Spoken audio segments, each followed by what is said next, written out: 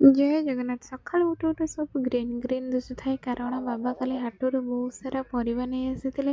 ମୁଁ ପରିବା ସଜାଡ଼ିବା ଭିତରେ ମମି ଏପଟେ କଦଳୀ ମଞ୍ଜାଟିକୁ କାଟି ସଜାଡ଼ି ଦେଇଥାନ୍ତି, କାରଣ ତରକାରୀ ବନେଇବେ। ଏପଟେ ତାଙ୍କୁ ବହୁତ ଜୋର ଭୋକ ହେଇଥିବାରୁ ମୁଁ ଧନିଆ ପତ୍ର, କଞ୍ଚା ଲଙ୍କା, ରସୁଣ ଛେଚି ସେଥିରେ ମାଛ ବି ଛେଚି ତାଙ୍କୁ ଟିକେ ପଖାଳ ବାଢ଼ିକି ଖାଇବାକୁ ଦେଇ ଦେଇଥିଲି, କାରଣ ପଖାଳ ନ ଖାଇଲେ ତାଙ୍କର ଦିନର ଆରମ୍ଭ ହୁଏ ନା କି ଶେଷ ମଧ୍ୟ ହୁଏ ନା।